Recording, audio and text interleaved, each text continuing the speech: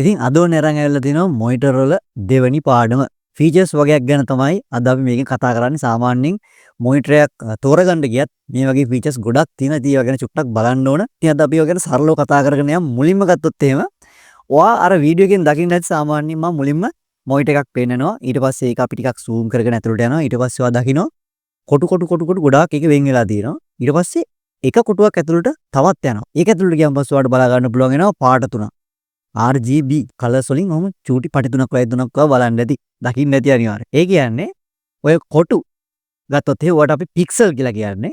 ඊට පස්සේ ඒක ඇතුළට ගියන් පස්සේ අර තිබ්බ පාට තුනට අපි කියන්නේ සබ් පික්සල් කියලා. ඉතින් ඕවායින් තමයි ඔයාගේ මේ තිරේ තියෙන රූප ඔයා දකින්නේ.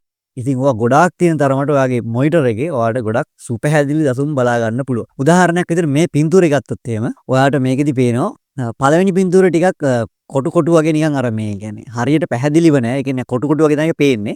ඊට පස්සේ අනෙක් පින්තූරය ගලුවොත් එහෙම ඔයාලට ඒක පේනවා ටිකක් පැහැදිලිව. ඒ කියන්නේ සාමාන්‍යයෙන් ඔයා මොනිටර් එක හරි ටීවී එක හරි ගත්තොත් එහෙම හුඟක් ලාට ටීවී වල නම් ওই ගතන්දරේ තියෙනවා. ඔයා මොනිටර් එකක් විදිහට පාවිච්චි කරනවා නම් ඔයා ඒක දැකලා ඇති. හුඟක් චූටි අකුරු. එතකොට සමහර පින්තූර වගේ ළඟට වෙලා බලනකොට ඒක පැහැදිලිතාවය ටිකක් අඩුයි. හැබැයි ඔයා ඒක මොනිටර් එකකින් බලනකොට ඒක ක්වොලිටි එක වැඩි.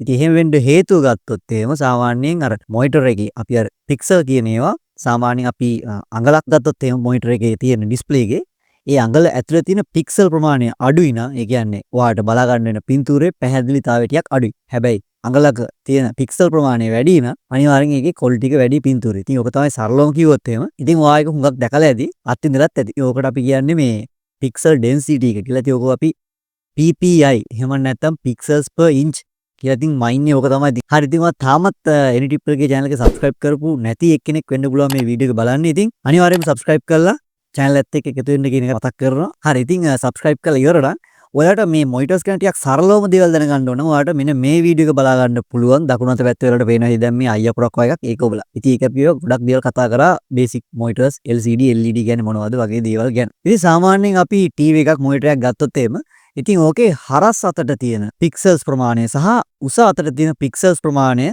අපි සාමාන්‍යයෙන් මැනලා බැලුවොත් තියෙන. ඉතින් ඕකට අපි සරලව කියන්නේ රෙසලූෂන් එක කියලා. ඉතින් ඔයාලට ඇහිලා තියෙන රෙසලූෂන් කියන ඉතින් ඔන්න ඔය කතන්දරේ තමයි ඔය KTM එක ගියොත් මේ උසටයි හරස් අතරයි තියෙන පික්සල්ස් ප්‍රමාණය. උදාහරණයක් විදිහට ඔයාලට මෙන්න මේ 1280 720 එතකොට 1280 1024 ඔය වගේ එක රෙසලූෂන් වලින් ඔයා හුඟක් වෙලාවට මොනිටර් එකෙන් පාවිච්චි කරලා ඇති. බොහෝ විට අඟල් 17 වගේ මොනිටර් එකෙන් පාවිච්චි කරනවා. ඉතින් අපි සාමාන්‍යයෙන් පින්තූර ගත්තත් එතකොට වීඩියෝ ගත්තත් අපිට ඔය පික්සල් ප්‍රමාණය වැඩි වෙන්න ඒවයි තියෙන ක්වොලිටි එක වැඩි. ඉතින් අර පින්තූරෙන් වලට මම පෙන්නුවා ඒ වගේ ඉස්සෙල්ලා උදාහරණයක්. ඒ වගේම තමයි YouTube එකට ගියත් එහෙම ඔයා දකින්න නැති වෙලාවට 144 කියන ක්වොලිටි දාගන්න පුළුවන්. 720 දාගන්න පුළුවන්. ඔයගේ ක්වොලිටි එක වැඩි වෙන්න අර පින්තූරේ එහෙම නැත්නම් වීඩියෝ එක බලන එකේ ක්වොලිටි එක වැඩි වෙනවා. ඉතින් ඔය අතර තියෙන සහසම්බන්ධය ටිකක් අර එක හා සමාන. මොකද්ද මේ ඇස්පෙක්ට් රේෂියෝ එක කියලා කියන්නේ? රෙසලූෂන් කියන එක දන්නවනේ දැන්.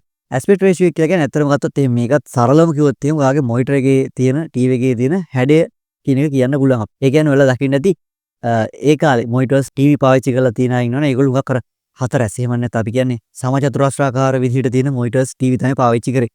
ඉතින් ඒවට හරියන අනුපාතය රෙසලූෂන් වල අනුපාතය තමයි ඇස්පෙක්ට් රේෂියෝ කියලා කියන්නේ. ඉතින් සාමාන්‍යයෙන් 4:3 කියන ඇස්පෙක්ට් රේෂියෝ එකේ යට තියෙන රෙසලූෂන්ස් ටික තමයි මේ වලට පේන්නේ. ඒ වගේම තමයි 16:9 ස්ටෑන්ඩඩ් එකක් වෙලා තියෙන්නේ. ඒක දැන් කාලේ ඒක සම්මත කරගෙන තියෙනවා. ඉතින් 16:9 අනුපාතයට යටතේ තියෙන රෙසලූෂන්ස් තමයි වලට මේ පේන්නේ. ඉතින් සරලවම ගියොත් එහෙම ඉතින් දැන් කාලේ න මොනිටර්ස් ටීවී ගත්තොත් එහෙම අර කොටුවට නෑ ඍජුකෝණාශ්‍ර විදිහට තමයි තියෙන්නේ. සමචතුරස්‍රාකාර නොවන. ඉතින් ඒක දැන් ස්ටෑන්ඩඩ් එකක් වෙලා තියෙන්නේ ගේමින් වලදී, ෆිල්ම් වලදී හැමදේම සාමාන්‍යයෙන් අර ඒවට හරියන විදිහට තමයි නිෂ්පාදනය කරලා තියෙන්නේ. ඊට පස්සේ මේ කොන්ට්‍රාස්ට් රේෂියෝ කියලා තව එකක් තියෙනවා. මේකෙදි මේකත් ඇත්තටම කිව්වොත් අර ඉස්සලා අපි කතා කරා වගේ 3 ඒතකොට 16:9 වගේ අනුපාතයක්. ඉතින් මේක සාමාන්‍යයෙන් අවම විදිහට අපිට උගක් මොනිටර්ස් වල බලා ගන්න පුළුවන් වෙන්නේ මේ 18 එක කියන අනුපාතය.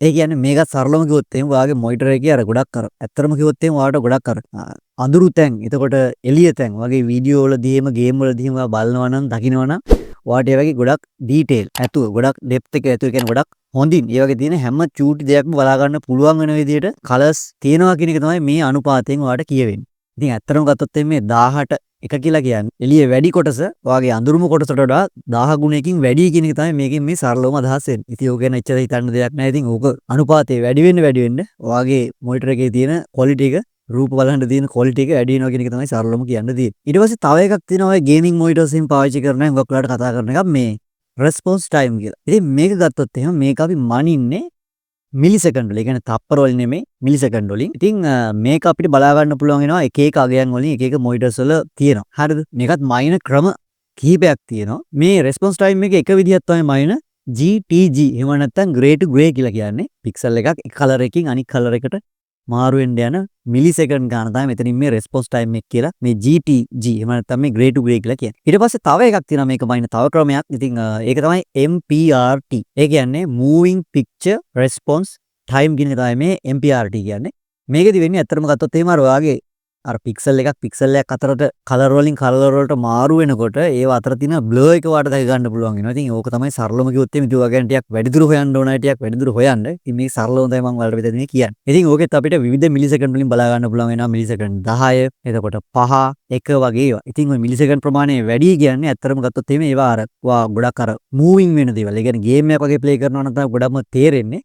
ගොඩක් අර වේගෙන් එහෙම චලනය වෙන රූපරාම බලනකොට ඒව අතර පික්සල් කලර් වලින් කලර් වලට මාරු වෙනකොට බොඳ වෙන ගතියක් බලා ගන්න පුළුවන්. අන්න ඒ වගේ ප්‍රශ්න තියෙනවා. ඉතින් මේ මිලිසෙකන්ඩ් ප්‍රමාණය 10 කියලා කියන්න එතන වැඩි. ඒක හරියන්නේ නැහැ. එතකොට බොඳ වෙනවා පේනවා. ඊට පස්සේ 5 ඊට පස්සේ 1 වගේ යන්න පුළුවන් නම් ගොඩක් හොඳයි. සාමාන්‍යයෙන් අර ස්පෙෂලි ගේමර්ස්ලා තමයි මේ මිලිසෙකන්ඩ් ප්‍රමාණය අඩු මොනිටර් වලට යන්නේ. ඉතින් මිලිසෙකන්ඩ් එකටත් වඩා අඩු රෙස්පොන්ස් ටයිම් එකක් තියෙන මොනිටර්ස් අපිට දැන් කාලේ බලා ගන්න පුළුවන්. මිලිසෙකන්ඩ් ප්‍රමාණය අඩු වෙනවා කියන්නේ ඔයාගේ අර බොඳ වෙන ගතිය වගේ දේවල් අඩු වෙනවා. ඉතින් අවසාන විදිහට ගත්තොත් අපි රිෆ්‍රෙෂ් රේට් එක ගැන කතා කරොත් එහෙම ඉතින් ඕක ගැන මම ටිකක් වැඩිදුර කතා කරලා දෙනවා කලින් වීඩියෝ එකක. ඉතින් ඔයාලට ඒකත් බලන්න පුළුවන් ඕනනම් ගිහිල්ලා. ඉතින් සරලව මෙතනදී කිව්වොත් එහෙම දැන් කම්පියුටර් එකක් ගත්තොත් එහෙම ඒකෙන් නම් ඔයාට එවන ෆ්‍රේම්ස් ප්‍රමාණය තප්පරයක් තුල කොච්චර ප්‍රමාණයක් පෙන්වන්න පුළුවන්ද කියන එක තමයි මේ රිෆ්‍රෙෂ් රේට් එකෙන් අපි සඳහන් කරන්නේ. ඉතින් ටීවී එකක් ගත්තත් ඒත් තප්පරයකට යට පෙන්වන්න පුළුවන්. රූප ප්‍රමාණය වගේ දෙයක් තමයි මෙතනින් සඳහන් කරන්න පුළුවන් සරලවම. ඒක ගැන වැඩිදුර වලට බලන්න පුළුවන් අර වීඩියෝ එක බලන්න. ඉතින් මේකෙත් අපිට රිෆ්‍රෙෂ් රේට් ගොඩක් තියෙනවා. සාමාන්‍යයෙන් හුඟක් මොනිටර්ස් වල අපිට බලා ගන්න පුළුවන් වෙන්නේ මේ 60 Hz. ඒ කියන්නේ Hz 60යි. කියන්නේ තප්පරයක් තුල යට පෙන්වන්න පුළුවන් වෙනස් වෙන්න පුළුවන් 60 වාරයක්. ඊට පස්සේ එතනින් එහාට ගියන් පස්තාව තියෙනවා 120, 144 ඔය වගේ ගොඩක්. එහෙම නැත්නම් රිෆ්‍රෙෂ් රේට් ගොඩක් හයි ලෙවල් තියෙන මොනිටර්ස් අපිට බලා ගන්න පුළුවන් වෙනවා. ටීවීත් එහෙම තමයි. ඉතින් ආ රිෆ්‍රෙෂ් රේට් එක ගොඩක් හොඳයි කියන්නේ ඔයාලට ගොඩක් ස්මූත් දේවල් කරගන්න පුළුවන්. කලින් වීඩියෝ එකදී කිව්වා මේ ටික ගැන කියනවා කියලා. ඉතින් ඒකට අමතර දේවලුත් ටිකක් දාලා ඔන්න අද කියලා දුන්නා. ඒ වගේම තමයි ඉස්සරහට අපි පැනල්ස් ගැනත් වෙනම කතා කරමු. මේ පැනල් වල තියෙන විශේෂත්වය ගැන. ඉතින් සබ්ස්ක්‍රයිබ් කරලා නැත්නම් අනිවාර්යෙන් channel එක සබ්ස්ක්‍රයිබ් කරලා channel එකත් එක්ක එකතු වෙන්න.